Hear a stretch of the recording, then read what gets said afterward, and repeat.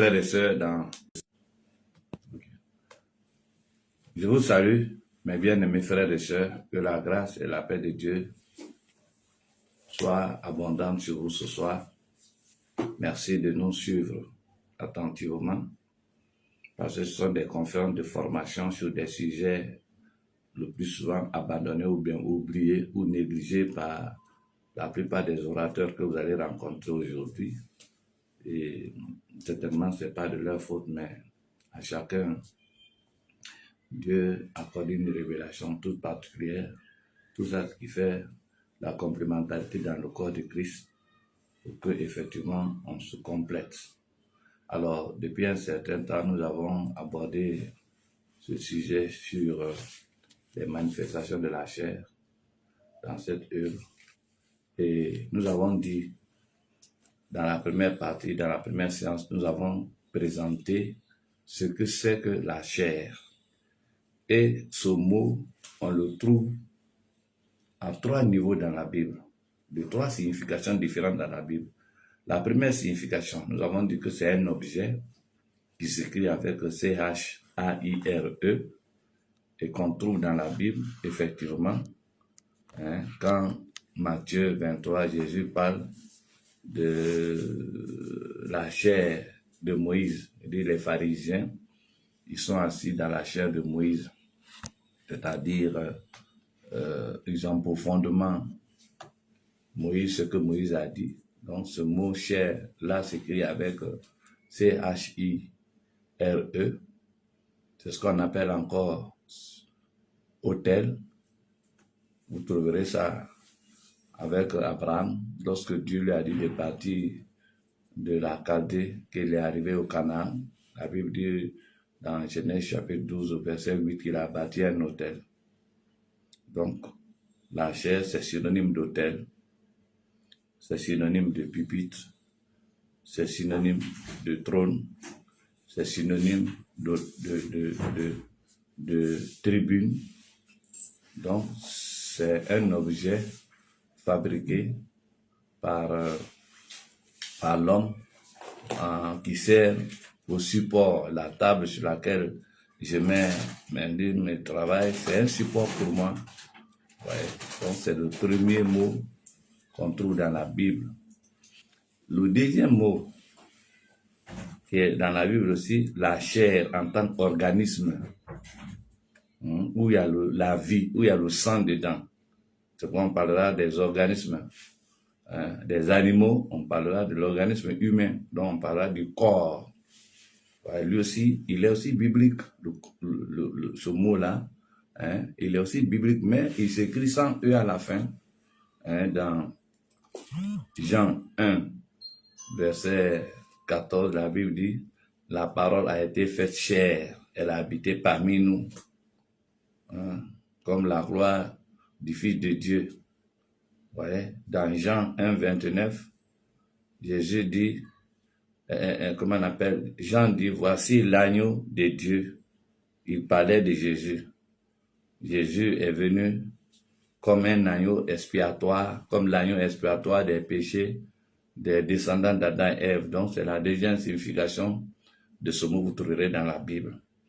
Et la troisième signification qui sied à notre étude, c'est la chair. La chair aussi qui a commencé son origine à partir de la chute d'Adam et Ève. C'est quand Adam a mangé l'arbre de la connaissance du bien et du mal qu'il a été transformé, il a été modifié. C'est ça qui a donné naissance à la chair. Un peu. Le bien, c'est Dieu, le mal, c'est le diable. Donc tous ceux qui sont nés d'Adam et Ève, ils ont double nature. Vous voyez, c'est tout ça qui fait le symbolisme des Juifs. Quand dans le livre de Lévitique 11, Dieu leur défend de ne pas manger les animaux impurs, la chauve-souris, le poisson sulu, les poissons qui sont dans l'eau comme le requin, sulu, baleine. Vous voyez, ils ont la peau, ils n'ont pas d'écailles, comme les phacochères, les porcs, donc c'était pour identifier le pain sans levure. C'était pour leur dire qu'ils sont sortis. Dieu les a séparés du reste des descendants d'Adam. Il les a pris comme faisant partie de son troupeau. Voyez? Donc, c'est cette chair-là qui sied à notre étude, que nous avons nommé des manifestations de la chair. Alors, donc dans la première séance, nous avons parlé de l'historique. Voyez? C'est quand Adam a mangé l'arbre de la connaissance du bien et du mal, il n'était plus neutre. Il n'était plus bien 100%. Il n'était plus parfait 100%. Il n'était plus homogène. Il était devenu hétérogène, pour les scientifiques. Ouais. Il n'était plus pur. Il est devenu impur. C'est ça qu'on appelle la corruption. Il est mélangé. Voilà. Le divin avec le malin, c'est mélangé en l'homme. Donc, c'est ça qui fait ce qu'on appelle l'individu, la personnalité de l'homme. Alors, c'est cette chair-là que nous avons dit que celle-là, quel que soit notre statut, même quand on est devenu chrétien, on est devenu apôtre, prophète, évangéliste, docteur, pasteur, ancien, quel que soit le titre qu'on va porter, bishop, archibishop, surintendant, cette chair, c'est-à-dire ce caractère ordinaire-là, il ne meurt pas, hein? Il ne disparaît pas. Hein? Là, c'est de ça que nous parlons. Il continue à vivre, il continue à revendiquer, à exiger. Alors, si nous n'avons rien compris, qu'on continue donc à le satisfaire, alors on va faire ce qu'on appelle on va manifester la chair, c'est-à-dire on va être charnel, mondain.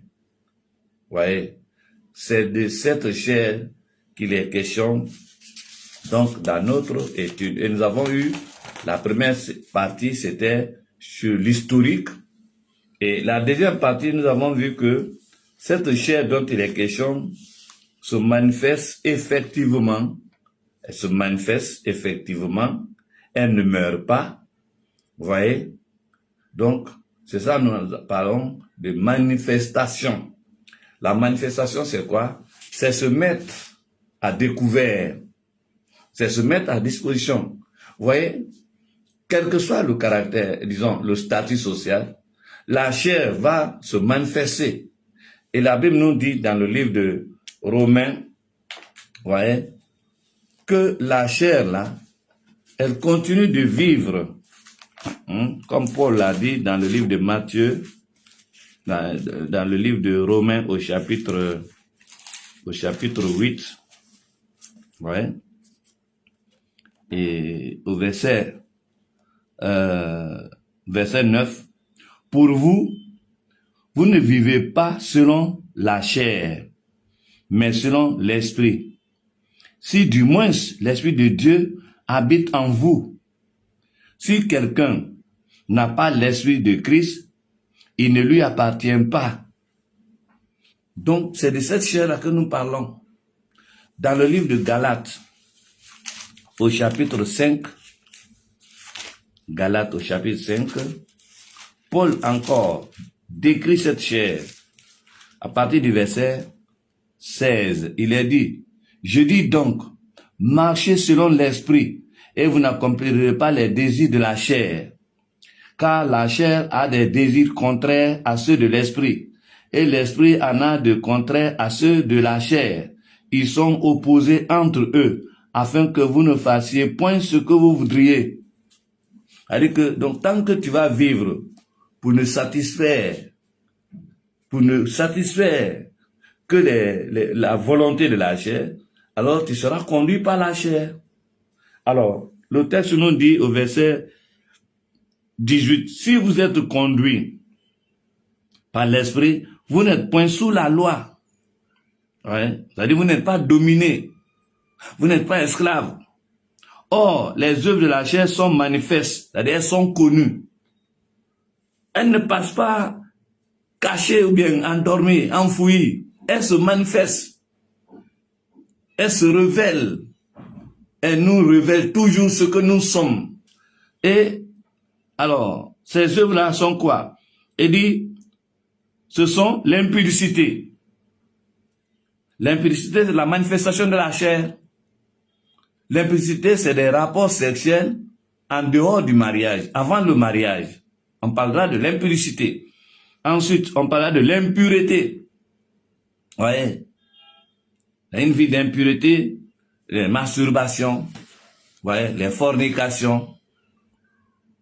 Ensuite, on parlera de la dissolution. Vous voyez, c'est trempé. Hein? Quand on prend le sucre en carreau pour le mettre dans l'eau, il se dissout. Vous voyez, c'est ça la dissolution. Donc, la chair nous fait dissoudre dans la mondanité, elle nous rend vulgaire, mondaine. L'idolâtrie. Vous voyez, les objets que les gens utilisent aujourd'hui, hein? Les croix, les huiles, l'eau, le sel, c'est l'idolâtrie. Ça dit quoi? Les idées, les pensées. Ils pensent que Jésus est encore dans ça. Jésus n'est pas resté à la croix. Jésus même n'a pas utilisé l'huile, ni l'eau. Il n'a pas utilisé le sel. Il n'a pas utilisé le sel. Ensuite, la magie. Beaucoup font la magie aujourd'hui dans nos assemblées. Des serviteurs de Dieu qui font la magie. C'est des pratiques démoniaques. Hein? Les animosités, les inimitiés, les querelles, les jalousies. Vous entendez dire qu'un serviteur de Dieu a été empoisonné. Par qui? Ce n'est pas par les païens. C'est par les mêmes serviteurs de Dieu. C'est-à-dire que les deux types, celui qui a empoisonné et celui qui est empoisonné, c'est-à-dire que les deux n'étaient pas sauvés. Parce que pour que le poison passe, pour que ça marche, c'est que tu as abandonné la foi. Parce que Jésus a dit, voici les miracles qui accompagneront ceux qui auront cru. On leur donnera les breuvages mortels. Les breuvages là ne leur feront aucun mal. Donc si un serviteur de Dieu succombe par la suite d'un breuvage, c'est que on doit s'interroger. Était-il véritablement serviteur de Dieu? Donc, les animosités, les disputes, les divisions, les sectes. Combien de serviteurs de Dieu qu'on n'a pas envoyés aujourd'hui dans les prisons à cause des disputes, à cause des divisions, à cause des bagarres, à cause des querelles, hein? Les envies, la convoitise, l'ivrognerie, les excès de table et les choses semblables. Je vous dis d'avance, comme je l'ai déjà dit, que ceux qui commettent de telles choses n'hériteront pas le royaume de Dieu. Donc ça, c'est la chair. Alors, nous avons dit dans la deuxième séance que cette chair-là, pour vous permettre de mieux comprendre, elle se manifeste de 4 manières distinctes. Voilà. La première manière, c'est les faux serments. Le serment, c'est la parole sacrée. Vous voyez? La parole sacrée, la parole qu'on donne. Vous voyez? La première parole sacrée d'un homme descendant d'Adam et Ève, c'est d'abord le oui. Le oui, quand on lui dit qui veut accepter le Seigneur Jésus comme sauveur et Seigneur, il va dire oui. C'est un serment. Mais aujourd'hui, à cause du fait que le monde est rentré dans l'église, on n'arrive même plus à peser la valeur de ce mot oui là. Oui. Deuxième serment. Après un certain temps de formation, de marche avec Dieu, qu'on veut confirmer ce oui qu'on a donné par le baptême, c'est aussi un autre serment de deuxième degré. C'est pourquoi en vous plongeant dans l'eau, on vous pose la question. Croyez-vous au Fils de Dieu? Acceptez-vous Jésus-Christ? Oui, oui. Et l'homme de Dieu va dire, sur la base de ta foi, de ta déclaration, de ton oui, je te baptise au nom du Père, du Fils et du Saint-Esprit. C'est sacré, c'est un serment. Donc c'est public. C'est-à-dire que tu annonces publiquement que tu as accepté Jésus. Le troisième serment, c'est quand on va au ministère, quand on a grandi, on a appris le discipulat, on a été en formation, et puis on nous consacre. Là encore, on va répondre à la même question. Oui, Seigneur, envoie-moi. Ça, c'est des serments sacrés. Si demain tu abandonnes, ce n'est pas aux hommes que tu as affaire.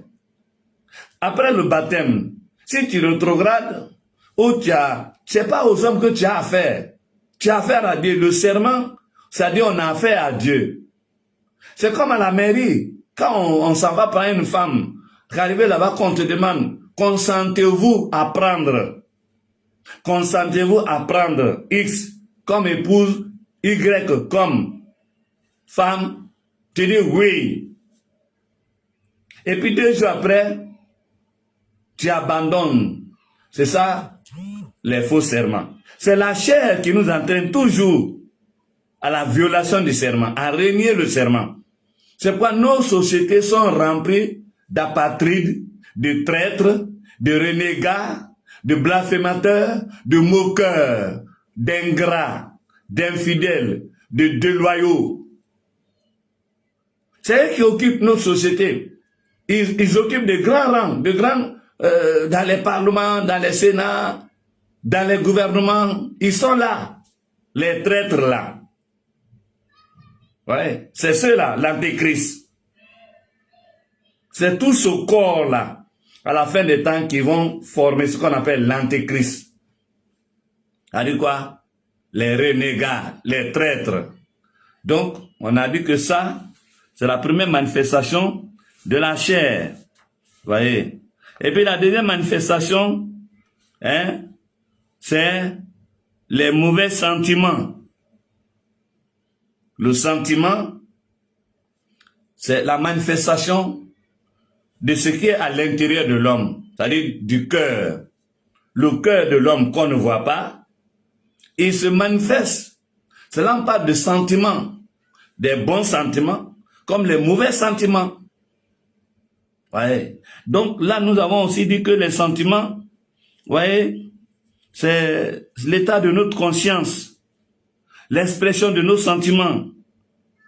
Et ils peuvent donc être mauvais, ils peuvent être violents, ils peuvent être négatifs,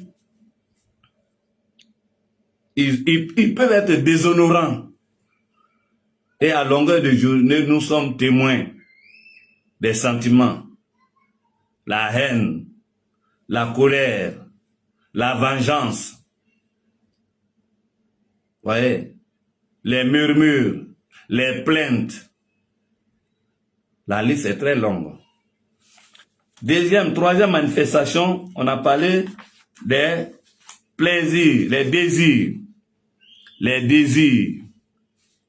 Les mauvais désirs, donc il y a les désirs agréables, agréés, acceptables, et il y a les mauvais désirs.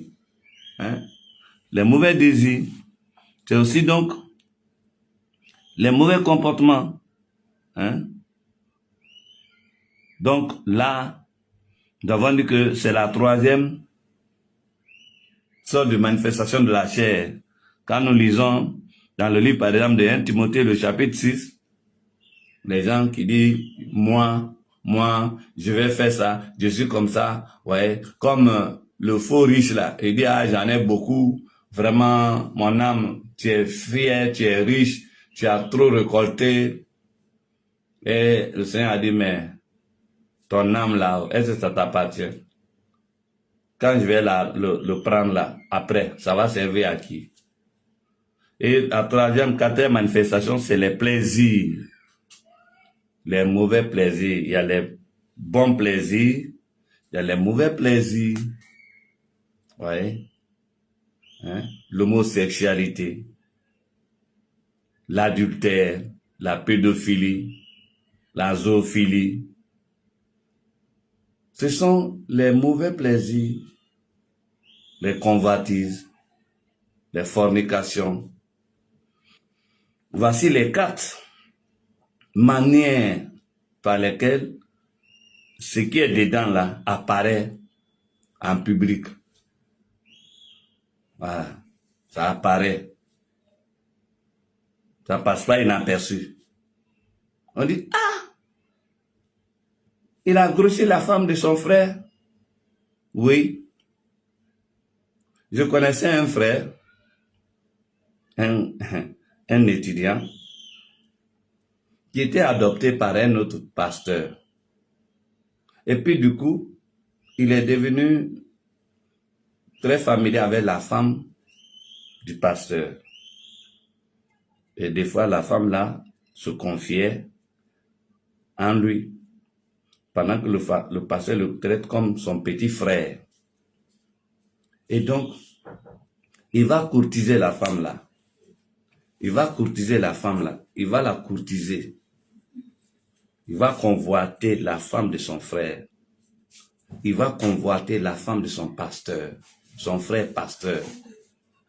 Elle a 3 enfants. Et puis, le frère là, lui aussi, il est marié. Il a 3, 4 enfants. Mais il va convoiter la femme de son frère. Et pendant que son mari était en mission sur un autre territoire, le jeune là, il va appeler sa belle-sœur là pour dire, ah, j'aurais appris quelque chose concernant ton mari, je voudrais qu'on en parle. Ils se sont donné rendez-vous. Et puis, arrivé là, il dit à la femme, non, on ne peut pas s'arrêter ici pour en parler. Entre-temps, il a réservé une chambre quelque part. Et puis, la femme est venue, il a dirigé, il a fermé la porte, il dit en fait, je n'ai rien appris concernant ton mari, mais c'est toi qui m'intéresse. Il y a longtemps, je te désire. Vraiment. Et là, je te dis la vérité, il y a longtemps, je te désire. Et puis, le jeune dit, mais, la fille dit, mais, qu'est-ce que tu veux faire là? Elle dit, non, Dieu est bon, il va nous pardonner. Mais la femme était déjà dans son piège là. Donc, pour éviter beaucoup de choses, vous voyez, les femmes, arrivées à un certain moment dans leur combat, bon, elle a cédé. Et alors, il a commis l'adultère avec. Bien. Quelques temps après, son mari est rentré et on l'a affecté dans une église à Abidjan. Et on était en 3e année de formation, hein. L'étudiant était en 3e année, l'étudiant pasteur. Et donc, à la fin, au mois de décembre, le mari déclenche, il fait un programme de prière, de jeûne de prière. Il dit, on va rentrer dans la nouvelle année, alors on va faire le programme de jeûne. Tous ceux qui ont commis quelques péchés que ce soit, Dieu va les pardonner. Je vais demander à Dieu de les pardonner toutes, quel que soit le péché. Donc, c'est dans ça la femme va oser. Entre-temps, depuis que cela est fait maintenant, des problèmes de santé, on dit les attaques.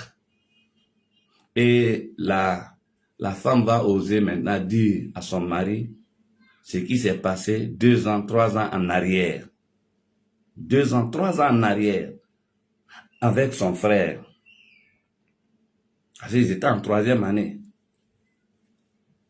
Donc, ok, le pasteur dans sa sagesse, comme ils étaient 3 étudiants qui le fréquentaient, il va les appeler et il va dire, bon, comme on est en train d'aller vers la fin, on va manger quelque chose ensemble.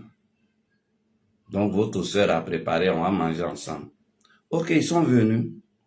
Mais avant de manger, il dit, bon, ma femme a quelque chose à dire. Et elle va appeler sa femme pour qu'elle répète ce qu'elle lui a dit. Et elle va s'expliquer pour dire quand il était à tel endroit, elle est partie, puis après elle est revenue. Voilà ce qui s'est passé tel jour, tel endroit, entre moi et ton petit frère là. Le jeune s'est levé, il s'est fâché. Il dit, c'est faux, tu mens. Et puis il a claqué la porte, il est sorti. Les 2 autres sont sortis pour dire, mes frères, Mais comme c'est notre frère, il nous a appelés. S'il y a quelque chose, on peut arranger entre nous. C'est une affaire de famille, parce qu'ils étaient de la même ethnie. Il dit non, il n'a qu'à aller où il veut. Bon, ils n'ont plus mangé, hein.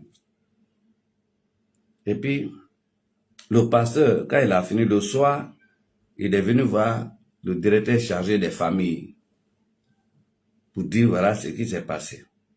Et le jeune, le directeur là, lui a dit au pasteur, non, comme c'est un étudiant, il n'est pas encore pasteur, va voir la direction de l'institut. À l'époque, moi, j'étais surveillant général. Il est venu voir le directeur général. Le directeur m'a appelé. On était 3, 2 plus le pasteur. Il a expliqué son problème. C'était, il se connaissait depuis plus de 10 ans. Hein. Pendant que le pasteur il était heureux de voir son petit frère, son parent devenir pasteur, voilà ce que le pasteur, lui, il a préparé. Ça, c'est la chair. Ouais, les choses de tradition, là. Parce que tu vois, c'est un péché. Quand on m'a dit, c'est ça la tradition. Parce que dans leur région, la vie, là, ça se fait comme ça.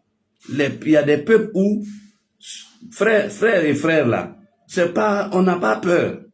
On peut coucher avec la femme de son frère. Et puis bon, ça fait rien. C'est ça la chair. Et donc, quand on a appelé le jeune, il a reconnu les faits. Ouais. On l'a mis au dehors. Sa formation a été hypothéquée. Mais la femme, là, elle est décédée après. Elle est mal morte. Et puis après, bon, aujourd'hui, le pasteur a pris une autre femme qui continue son ministère. La chair, elle ne meurt pas. Elle ne meurt pas. Elle continue de revendiquer sa place d'honneur. Elle continue de vivre comme le cœur bat là. C'est comme ça la chair continue d'agir. Oui. Et aujourd'hui, beaucoup de chrétiens sont emportés facilement par la tradition. Hein? La boisson.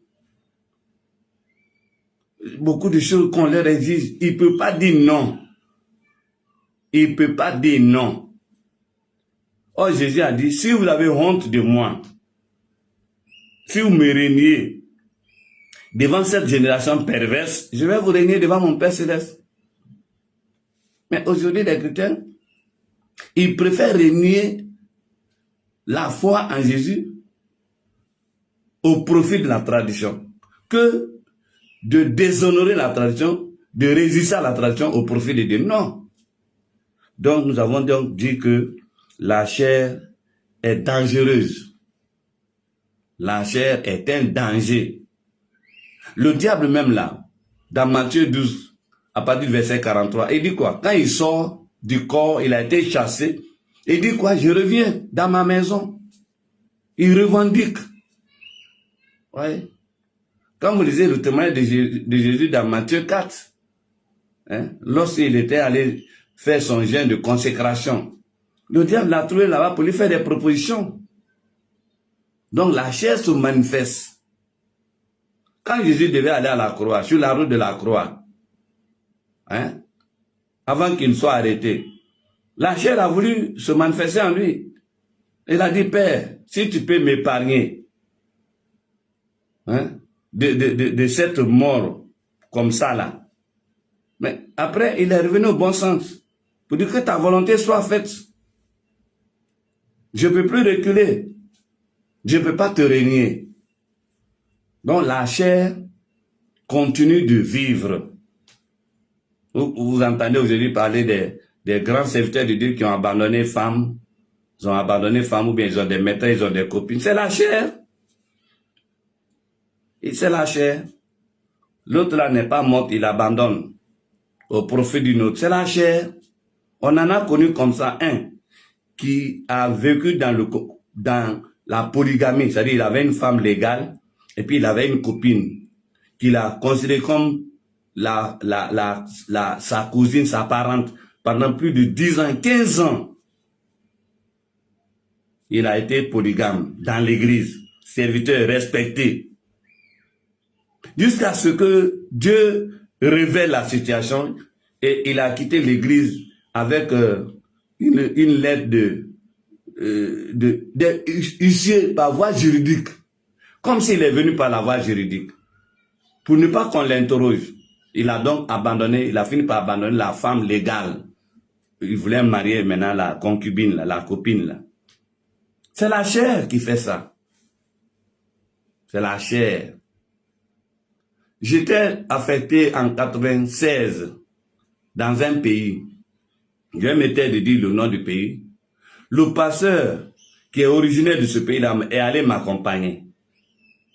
On a fait 1 mois. Le dernier jour où il devait venir, il est sorti, on a fait une réception pour nous. Après la réception, il a pris une mobilette d'un frère qui dormait avec nous.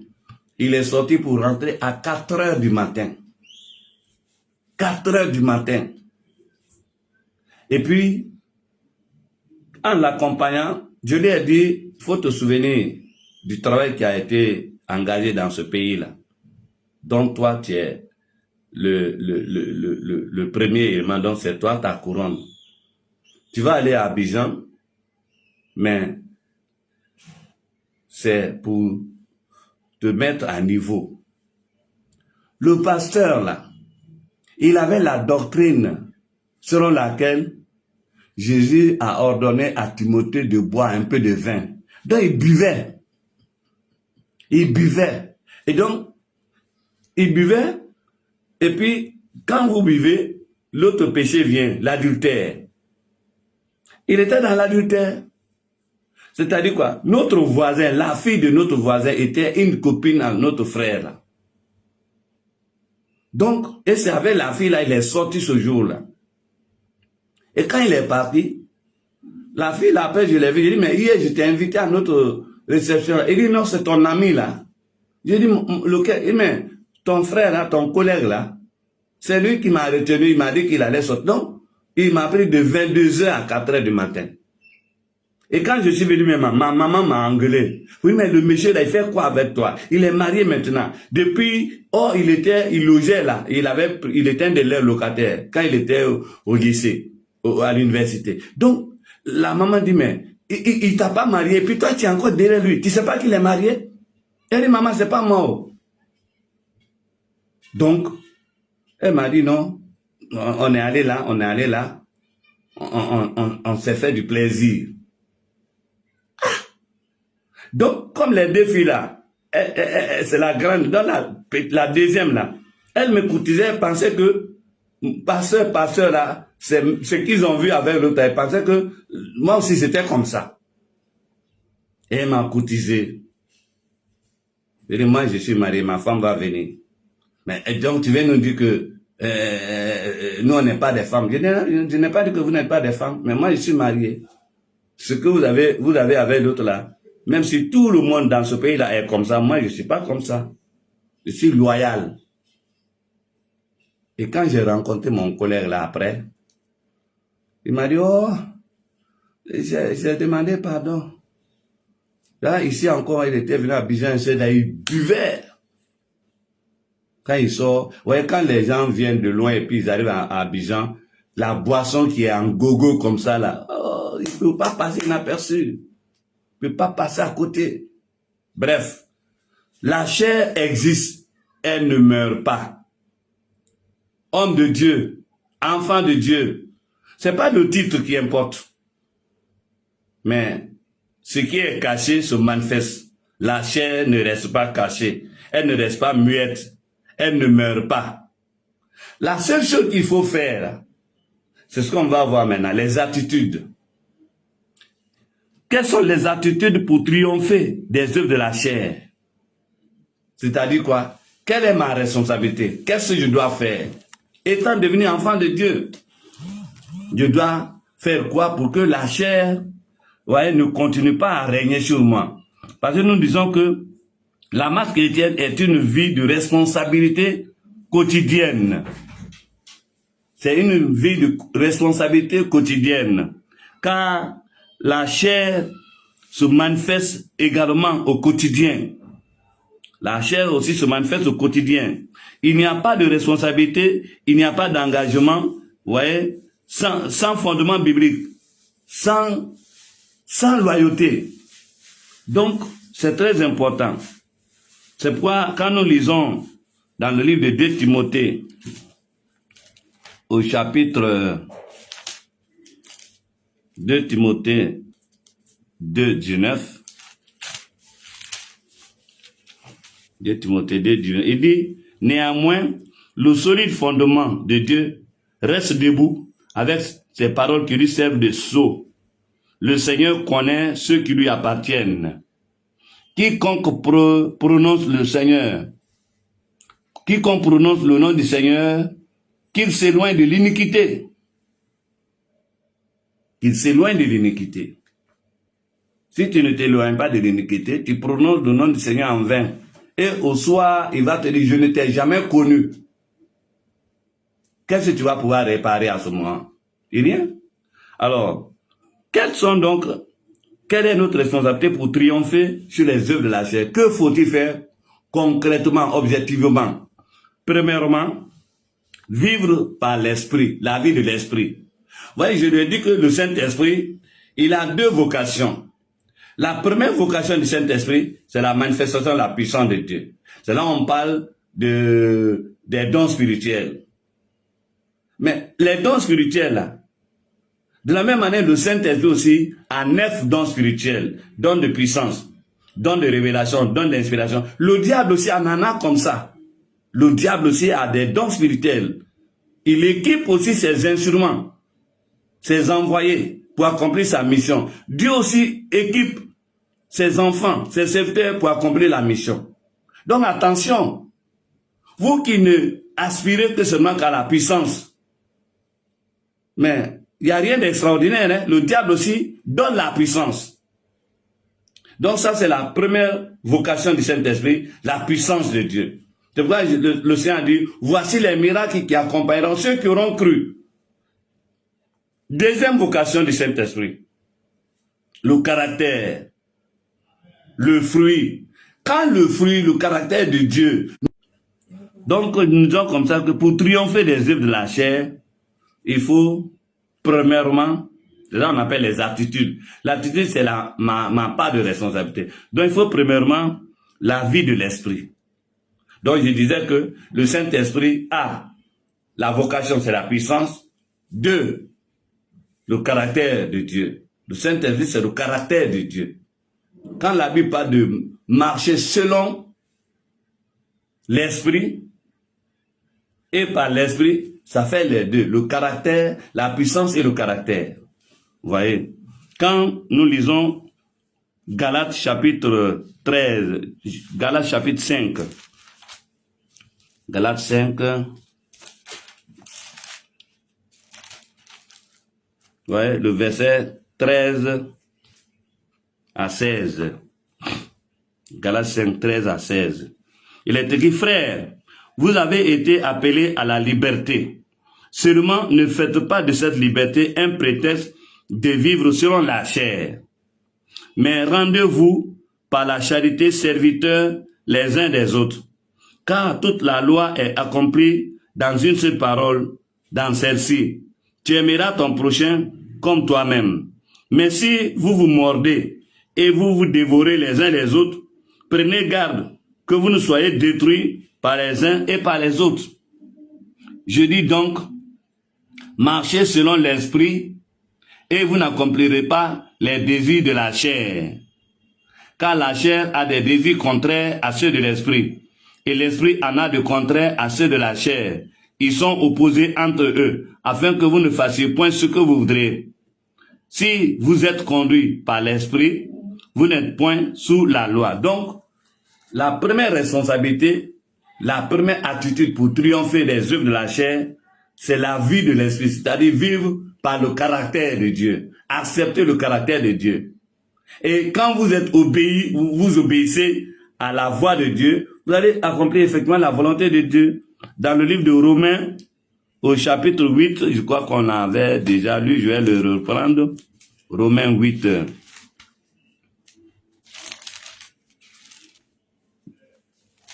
Romains 8, 9 à 11, il est écrit, « Pour vous, vous ne vivez pas selon la chair, mais selon l'esprit. Mais selon l'esprit. Si du moins l'esprit de Dieu habite en vous. Si quelqu'un n'a pas l'esprit de Dieu, il ne lui appartient pas. Et si Christ est en vous, le corps, il est vrai, est mort à cause du péché, mais l'esprit est vie à cause de la justice. Et si l'esprit de celui qui a ressuscité Jésus d'entre les morts habite en vous, celui qui a ressuscité Christ d'entre les morts rendra aussi la vie à vos corps mortels par son esprit qui habite en vous. » Donc, première attitude, vivre par l'esprit. Dans le livre de 1 Corinthiens, au chapitre 6, il est dit, « Ne savez-vous pas que votre corps est le temple du Saint-Esprit qui est en vous, que vous avez reçu de Dieu et que vous ne vous appartenez point à vous-même, car vous avez été rachetés à un grand prix. Glorifiez donc Dieu dans votre corps et dans votre esprit qui appartiennent à Dieu. » Donc, si vous marchez avec conscience que vous êtes d'accord avec, alors vous allez faire la volonté de Dieu. Ouais. Vous allez faire la volonté de Dieu. Donc, il est important. Il est important de considérer effectivement l'existence de la chair.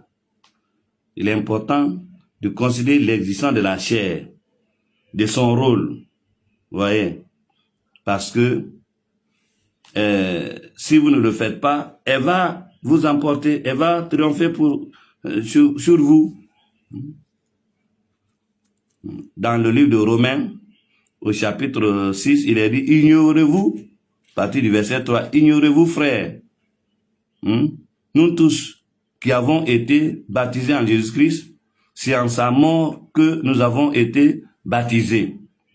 Nous avons donc été ensevelis avec lui par le baptême en sa mort, afin que, comme Christ est ressuscité des morts par la gloire du Père, de même, nous aussi, nous marchions en nouveauté de vie. En effet, si nous sommes devenus une même plante avec lui par la conformité à sa mort, nous le serons aussi par la conformité à sa résurrection. Donc, la première responsabilité, la première attitude pour triompher, c'est vivre selon l'esprit.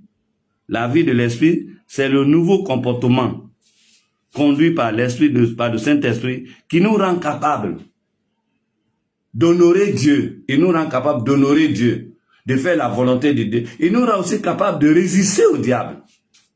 De résister au diable et il fuira loin de vous. Il nous rend capables de le résister aussi.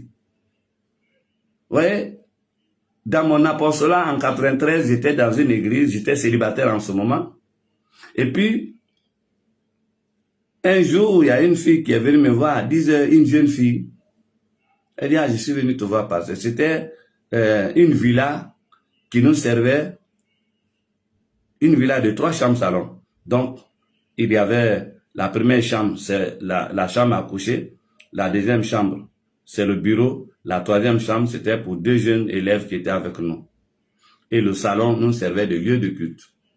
Donc, pendant que tout le monde était parti, et puis elle est venue pour dire qu'elle veut me voir.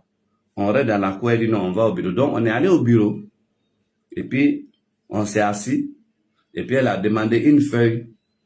Je lui ai donné la feuille, le bic. Elle va écrire, j'ai des démangeaisons. Ah, tu as des démangeaisons? Quel genre de démangeaisons? La maladie de la pose, on appelle les démangeaisons. Elle dit non, j'ai des démangeaisons vaginales. Imaginez-vous, un jeune pasteur célibataire. Voilà la chambre. Qu'est-ce qui devait me rester à faire? La chair est faible. L'esprit est bien disposé. Donc, ça veut dire quoi? Je pourrais partir facilement avec elle. Comme j'étais au courant de la manifestation de la chair, j'ai dit à ma fille, elle dit, mais on a un diacre qui est dans le domaine médical. Tu as un problème comme ça. Pourquoi ne pas aller à l'hôpital, ils vont te consulter, puis tu viens avec l'ordonnance là. Hein? Tu veux que moi je te consulte? Non, c'est vrai. J'ai fait la médecine animale. Mais c'est pas pour ça maintenant. J'ai laissé ça. Donc je ne peux pas te consulter. La chair, elle sait exploiter les occasions. Hein? Donc, il faut donc, premièrement, vivre selon le Saint-Esprit. Deuxième attitude, c'est le dépouillement. Le dépouillement, là, ce n'est pas le vêtement. Hein? Ce n'est pas le vêtement physique. Mais le caractère aussi est notre vêtement. On ne nous reconnaît pas notre caractère. Et à la rencontre avec le Seigneur Jésus, quand ce processus de dépouillement n'a pas été entamé, mais la chair va continuer toujours à se manifester. Donc le dépouillement, c'est crucifier la chair. C'est prendre la responsabilité pour accepter de changer le comportement. Quand je n'étais pas encore converti, je me disais dans ma philosophie qu'un homme ne pouvait pas rester 3 mois sans rapport sexuel. Que ce n'était pas possible. Donc scientifiquement, j'avais la théorie là pour expliquer ça, pour défendre ça. Mais quand j'ai accepté le Seigneur Jésus, je suis resté 86, 87, 88, 89, 90, 91, 92, 93, 94, 95. 10 ans pleins avant de me marier. 10 ans pour bafouiller, pour détruire la philosophie d'avant. 10 ans de chasteté, de pureté, de loyauté. Entre-temps, j'étais un beau garçon. Les occasions se présentaient. Mais j'avais un objectif spirituel à réaliser. Et c'est pourquoi très tôt j'ai dit à Dieu, si je dois avoir les cuisses d'une femme, c'est que j'ai passé devant monsieur le maire. Et si je passe devant monsieur le maire, je ne verrai plus une autre cuisse de femme, sauf la seule femme. Et c'est ce qui a été fait 10 ans après. J'ai passé devant monsieur le maire. C'était en 1995. Donc aujourd'hui, je peux dire que j'ai 31 ans de vie conjugale. Ouais. Donc deuxième attitude, c'est le dépouillement. Le dépouillement est une œuvre spirituelle qui consiste à renoncer moralement et mentalement à nos anciens caractères ou à nos anciennes habitudes. Nos anciennes habitudes héritées de nos parents et des différents milieux dans lesquels nous avons vécu. Moi, je sors d'une famille polygame. Mon papa en avait beaucoup de femmes. Ma maman aussi, son papa avait beaucoup de femmes. Ça, c'est un héritage. Donc, j'avais dit que j'ai grandi dans la délinquance sexuelle. Mais si Jésus n'était pas venu, il ne s'était pas révélé à moi, j'allais me retrouver aussi avec plusieurs femmes. Peut-être 2 ou 3, ou bien peut-être avec une et plusieurs adultères, des enfants ramassés comme ça. Comme une sœur que j'ai rencontrée qui me disait comme ça que son papa a fait près de 17 enfants au dehors. 17 enfants. Vous voyez?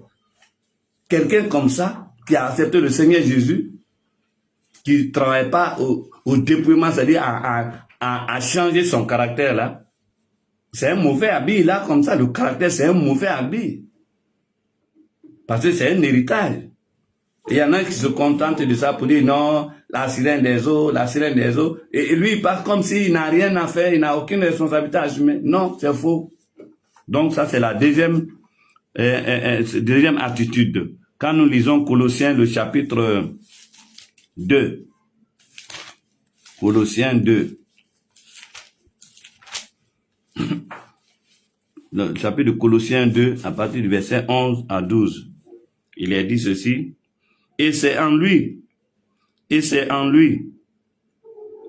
Hein, verset 10. Vous avez tout pleinement en lui, qui est le ciel, qui est le chef de toute domination et de toute autorité. C'est en lui que vous avez été circoncis, d'une circoncision que la main n'a pas faite, mais de la circoncision de Christ, qui consiste dans le dépouillement du corps de la chair. Ayant été ensevelis avec lui par le baptême, vous êtes aussi ressuscités en lui et avec lui, par la foi et la puissance de Dieu qui l'a ressuscité des morts. Vous qui étiez morts par vos offenses et par l'incirconcision de votre chair, il vous a rendu à la vie avec lui en nous faisant grâce pour toutes nos offenses. Il a effacé l'acte dont les ordonnances nous condamnaient et qui subsistaient contre nous. Il les a détruits en les clouant à la croix. Il a dépouillé les dominations et les autorités et les a livrées publiquement en spectacle en triomphant d'elles par la croix. Donc ça, c'est une œuvre. Dans le livre de 1 Pierre 3, le verset 21, 1 Pierre 3, le verset 21, il est écrit, « Cette eau était une figure du baptême qui n'est pas la purification des souillures du corps, mais l'engagement d'une bonne conscience envers Dieu et qui maintenant vous sauve, vous aussi, par la résurrection de Jésus-Christ, qui est assis à la droite du Père. » Donc, c'est la deuxième responsabilité, c'est accepter le dépouillement. C'est ça, d'autres ne peuvent pas. Ils résistent, ils contestent. Et il fuit. Il dit non, c'est la sirène des eaux. Il y a un qui m'a dit comme ça, il a été, et puis on dit, il a commis adultère. Je l'ai appelé. Il était marié. Hein. Il a dit non, c'est la sirène des eaux. Je dis mais, ça veut dire quoi la sirène des eaux? Donc la sirène des eaux t'a déshabillé. Elle a tout enlevé sur toi. La sirène des eaux a déshabillé la fille. La sirène des eaux t'a pris pour te mettre. Et c'est elle qui a tout fait. Toi et ta fille là, vous êtes comme ça. Est-ce que c'est la vérité ça? C'est pourquoi d'autres ne peuvent pas changer. Ils ne peuvent pas, et parce qu'ils sont en train de mentir à qui? À Dieu. Troisième attitude, le revêtement. Ouais, c'est les deux là qui se suivent là. Tu abandonnes, tu enlèves l'ancien pour remplacer ça. Donc, le revêtement est aussi une œuvre spirituelle. Elle consiste, ouais, à porter le nouveau caractère, le nouveau vêtement. Le nouveau vêtement. Quand nous lisons Éphésiens, le chapitre 4, à partir du verset 17. Voici donc ce que j'ai dit et ce que je déclare dans le Seigneur. C'est que vous ne devez plus marcher comme les païens qui marchent selon la vanité de leurs pensées. Ils ont l'intelligence obscurcie. Ils sont étrangers à la vie de Dieu à cause de l'ignorance qui est en eux, à cause de l'endurcissement de leur cœur. Ayant perdu tout sentiment, ils se sont livrés à la dissolution pour commettre toute espèce d'impureté jointe à la cupidité. Mais vous, ce n'est pas ainsi que vous avez connu, vous avez appris Christ. Si du moins vous l'avez entendu, et si conformément à la vérité qui est en Jésus, c'est en lui que vous avez été instruits à vous dépouiller, eu égard à votre vie passée du vieil homme qui se corrompt par les convoitises trompeuses, à être renouvelé dans l'esprit de votre intelligence et à revêtir l'homme nouveau, créé selon Dieu dans une justice et une sainteté que produit la vérité. C'est pourquoi renoncez aux mensonges et que chacun de vous parle selon la vérité à son prochain, car nous sommes membres les uns les autres. Si vous mettez en colère, ne péchez point, que le soleil ne se couche pas sur votre colère. Et ne donnez pas accès au diable, que celui qui dérobait ne dérobe plus, mais plutôt qu'il travaille, en faisant de ses mains ce qui est bon, pour avoir de quoi donner à celui qui est dans le besoin. Qu'il ne sorte de votre bouche aucune parole mauvaise, mais s'il y a lieu quelques bonnes paroles qui servent à l'édification et communiquent une grâce à ceux qui l'entendent. N'attristez pas le Saint-Esprit de Dieu, par lequel vous avez été scellés pour le jour de la rédemption. Que toute amertume, toute animosité, toute colère, toute clameur, toute calomnie et toute espèce de méchanceté disparaissent du milieu de vous. Soyez bons les uns envers les autres, compatissants, vous pardonnant réciproquement, comme Dieu vous a pardonné en Christ.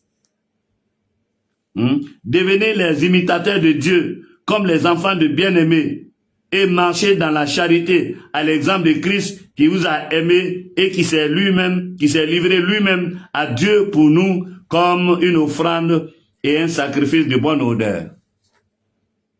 Ça, c'est le revêtement. Dans Romains 12,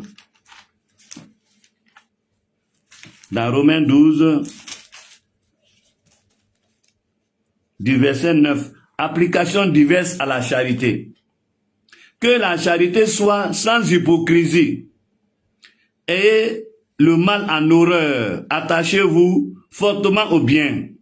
Par amour fraternel, soyez pleins d'affection les uns pour les autres. Par honneur, usez de prévenance réciproque. Ayez du zèle et non la paresse. Soyez fervents d'esprit, servez le Seigneur. Réjouissez-vous en espérance. Soyez patients dans l'affliction. Persévérez dans la prière. Pourvoyez aux besoins des saints. Exercez l'hospitalité. Bénissez ceux qui vous persécutent. Bénissez et ne maudissez pas. Réjouissez-vous avec ceux qui se réjouissent. Pleurez avec ceux qui pleurent. Ayez les mêmes sentiments les uns envers les autres. N'aspirez pas à ce qui est élevé, mais laissez-vous attirer par ce qui est humble. Ne soyez point sages à vos propres yeux. Ne rendez à personne le mal pour le mal. Recherchez ce qui est bien devant tous les hommes. S'il est possible, autant que cela dépend de vous, soyez en paix avec tous les hommes. Ne vous vengez point vous-même, bien-aimés, mais laissez agir la colère, car il est écrit, à moi la vengeance, à moi la rétribution, dit le Seigneur. Mais si ton ennemi a faim, donne-lui à manger. S'il a soif, donne-lui à boire, car en agissant ainsi, ce seront les charbons ardents que tu amasses sur sa tête. Ne te laisse pas vaincre par le mal, mais surmonte le mal par le bien. Ça, c'est le revêtement. C'est comme ça on gagne le caractère de Dieu. C'est pourquoi Romains 12 dit, Romains 12, 1, je vous exhorte donc, frères, par les compassions de Dieu, à offrir vos corps comme un sacrifice vivant, saint, agréable à Dieu, ce qui sera de votre part un culte raisonnable. Ne vous conformez pas au siècle présent, mais soyez transformés par le renouvellement de l'intelligence, afin que vous discerniez quelle est la volonté de Dieu, ce qui est bon, agréable et parfait. Ça, c'est le revêtement.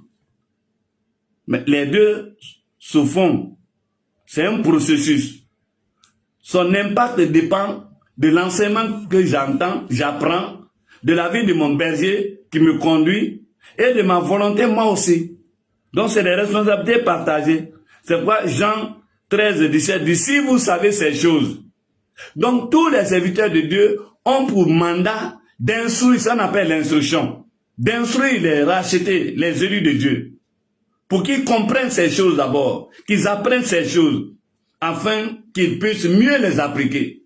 Donc quand vous constatez la légèreté d'un chrétien, ça dépend de l'insuffisance ou de la légèreté de son enseignement.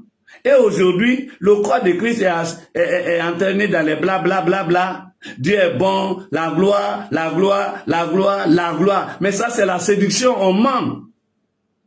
La gloire coûte. Regardez notre pays, la Côte d'Ivoire. La beauté de la Côte d'Ivoire se fait aux pleurs des uns et des autres.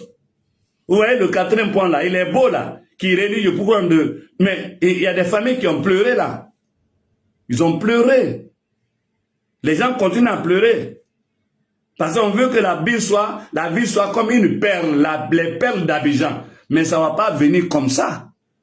Et nous voyons tout ça là. Et puis sur le plan spirituel, nous on nous dit la gloire, la gloire, la gloire. Et on est d'accord, on acclame. Et il y a des gens qui sont les apôtres du diable aujourd'hui et qui donnent la sensation, la démangeaison. Ce que les gens veulent entendre, c'est ça on leur donne. Mais ça c'est la séduction, c'est la manipulation, c'est dangereux. La chair ne meurt pas. Si vous n'avez rien pour la dominer, pour la maîtriser, pour la contrôler, comme on prend le mort d'un cheval pour le conduire, mais elle va faire des coups de pied pour vous balancer en l'air. Donc, bien aimé, alors nous disons comme ça que il est important d'instruire le corps de Christ. D'instruire le corps de Christ. Pour terminer, Galates chapitre 5 nous dit ceci. Galates 5, verset 22. Mais le fruit de l'esprit, c'est-à-dire le caractère.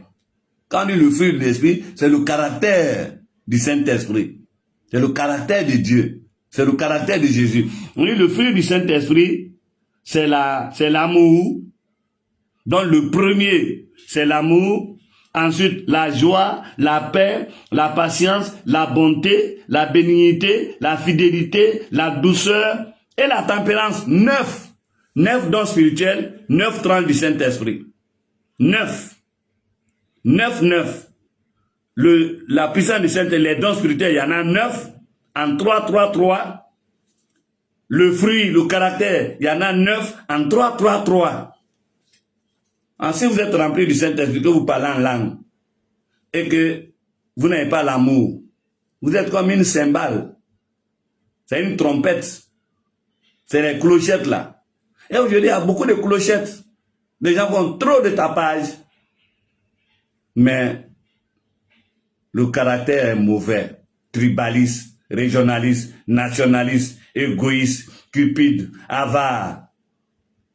Rempli de haine, de colère, de violence, de mauvaises paroles, de mauvaises pensées. Tu vas aller au ciel comme ça? Tu ne ressembles pas au Saint-Esprit, hein? Tu ne ressembles pas à Jésus. Le Saint-Esprit là, c'est Jésus. C'est la manifestation de la compassion de Dieu et de la miséricorde de Dieu. Donc c'est la plénitude, c'est Dieu. Donc, Dieu n'est pas à part, le Saint-Esprit à part, Jésus à part. Non, c'est la même entité. Bien-aimés frères, faites attention. La Bible dit, la loi n'est pas contre ces choses. Ceux qui sont à Jésus ont crucifié la chair avec ses passions et ses désirs. Avez-vous crucifié? Vous êtes en train de crucifier la chair, de la contrôler, de l'assujettir. Vous devez l'assujettir. Elle doit être sous votre domination. Ce n'est pas vous qui devez être sous la domination de la chair. C'est la chair qui doit être dominée par toi. À moins que tu n'aies pas le Saint-Esprit. Pour que tu deviennes esclave de la chair. Si nous vivons par l'Esprit, marchons aussi selon l'Esprit. Ça, c'est le caractère.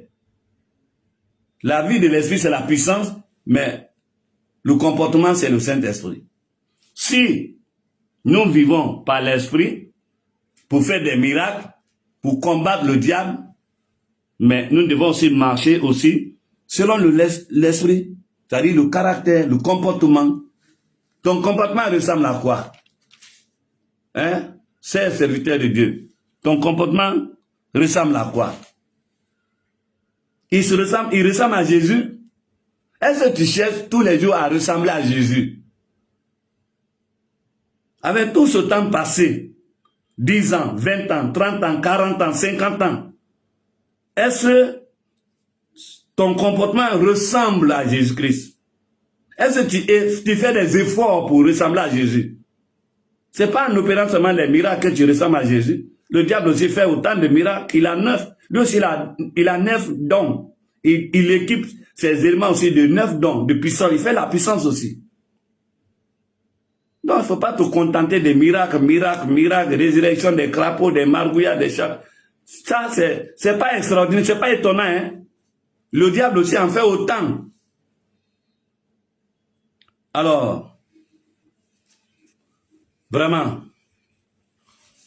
je crois que pour aujourd'hui, Dieu nous a permis de partager ce manuel avec vous. Vous voyez, c'est un petit manuel, hein? Mais c'est un cours de psychologie, de sociologie que vous avez dans ce livre-là. Donc, alors, le samedi, le jeudi prochain, le 26, je serai en train de partir à Korogo pour le septentrion. On a un programme de rendez-vous là-bas avec le Seigneur Jésus. Donc, on ne va pas se voir. Voilà, on n'aura pas de conférence. Vous voyez. Et puis, je vous dis aussi que je suis en train de produire 3 œuvres à votre intention. La première, c'est quelle stratégie d'évangélisation dans ces derniers temps. Il va apparaître dans ces jours. Et puis le deuxième, c'est clarté et fonction du Saint-Esprit. C'est la deuxième œuvre. Et la troisième œuvre, c'est quand la tradition défie la foi chrétienne. Voilà les 3 œuvres qui vont apparaître dans vos rayons dans ces jours-là. Vous pouvez déjà faire vos réservations. Vous allez me dire, mais ça va coûter combien? À votre avis, vous voulez que je les vende à combien? Vous voyez? Hein? Bon, comme moi, je ne travaille pas pour enrichir mes poches, mais c'est pour que le message, ce que Dieu a mis en moi là, pour lequel je mets sur support pour que ça parte, c'est pourquoi donc, je vous promets que ce serait seulement à 3 000 francs. Pas plus, à 3 000 francs. Voilà. C'est comme lui aussi. Il a 3 000 francs. Ouais. C'est comme ça. Le baptême d'eau et le baptême du Saint-Esprit, on aura traité de ça bientôt. Ça aussi, il a 3 000 francs. C'est comme ça. Hein? La foi du salut et les dons, et le don de foi. Lui, il a 3. Mais toutes mes œuvres là, c'est 3 000. Pas plus. Voilà. Un seul pour le moment, 2 seuls pour le moment sont à 5 000 francs. L'histoire de l'humanité au regard de la Bible. Et puis, Abraham entre patriarche et revendication. Légitimité et revendication. Ça, dans les librairies, il est à 5 000 francs. Voilà. Sinon, tous les autres œuvres là, c'est pour 3 000. Bien. Donc, après notre retour du septentrion, c'est-à-dire le jeudi, je vais vous donner la date du rendez-vous. Le jeudi, d'après le septentrion, voilà. Le jeudi, ce serait le 3 septembre. 3 septembre ou le 10 septembre. Mais je confirmerai la date. Donc, le 3 septembre, on se retrouvera sur un autre sujet et que le Seigneur vous bénisse. Seigneur, merci pour toute l'attention que tu nous as accordée, tes serviteurs, tes servantes qui ont été à cette rencontre de cet après-midi, que ceux qui vont le suivre, parce que cela sera disposé sur YouTube aussi. Merci pour ta grâce, merci pour ta fidélité. Sur tous les canaux que j'ai, YouTube, Facebook, WhatsApp, ils seront publiés là. Donc, merci pour ta grâce. Bénis ce moment et bénis tes serviteurs, étends ton règne dans leur vie, au nom de Jésus-Christ.